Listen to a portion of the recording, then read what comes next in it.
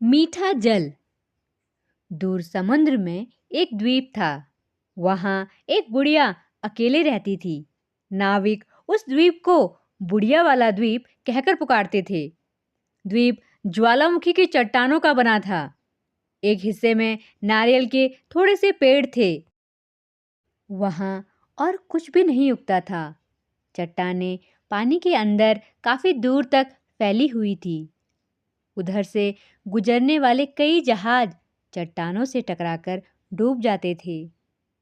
कभी कोई भूला भटका जहाज वहां ताजा पानी लेने के लिए लंगर डालता तो बुढ़िया उसकी सहायता करती।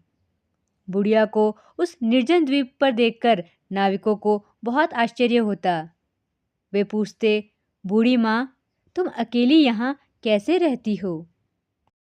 सुनकर बुढ़िया चुप रहती। एक दिन किसी नाविक ने बहुत पूछा तो बुढ़िया ने बताया था, कई साल पहले मेरा सारा परिवार जहाज में जा रहा था। हमारा जहाज इस द्वीप की चट्टानों से टकराकर टूट गया। सब डूब गए। केवल मैं ही बची। अब मेरा है कौन? जाऊं भी तो कहाँ? फिर आंसू पोंछते हुए बोली, और अगर मैं चली गई तो आने वालों को कौन बताएगा कि ताजा पानी कहाँ मिल सकता है?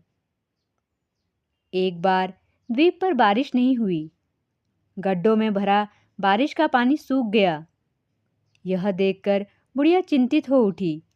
सोचने लगी, यह पानी तो मेरे लिए ही कम पड़ेगा। मैं यहाँ आने वाले नाविकों की प्यास कैसे बुझाऊंगी? उस रात बुढ़िया को नींद न आई। बेचैन सी समुद्र तट पर टहलती रही। समुद्र का पानी चांदनी में चांदी सा चमक रहा था। एकाएक लहरों में हलचल हुई। बुढ़िया ने देखा, लहरों से निकलकर कोई उसकी ओर आ रहा है। उसे आश्चर्य हुआ, कौन हो सकता है भला? कुछ डर भी लगा। तभी समुद्र से निकला व्यक्ति उसके पास आ गया। बुढ़िया ने देखा, उस व्यक्ति के गले में चमकदार मोतियों की माला थी और हाथ में शंख। वह व्यक्ति बोला, माँ, मैं हूँ समुद्र। समुद्र?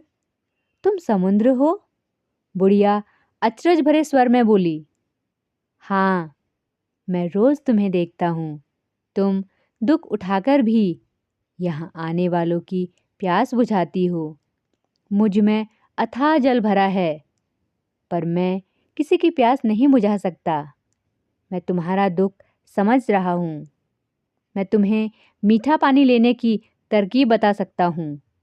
मेरा पानी लेकर गर्म करो, उसकी भाप को इकट्ठा कर लो। वह ठंडी होकर मीठे जल में बदल जाएगी। समुद्र ने कहा और पानी में समा गया।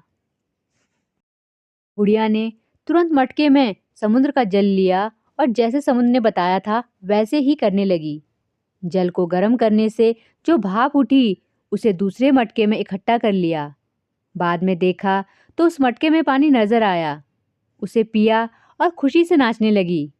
सचमुच खारा पानी मीठे जल में बदल गया था। बुढ़िया हर दिन समुद्र के पानी से मीठा जल तैयार करके इकट्ठा करती।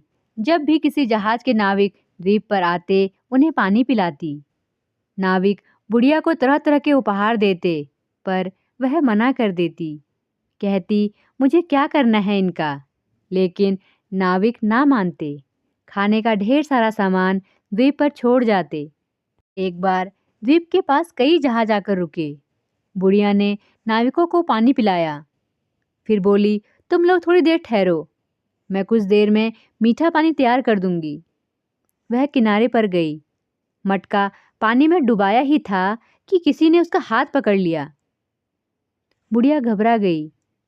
फिर ध्यान से देखा तो समुद्र का चेहरा नजर आया। समुद्र ने कहा, माँ, पानी मत ले जाओ, नाविकों को प्यासा मरने दो।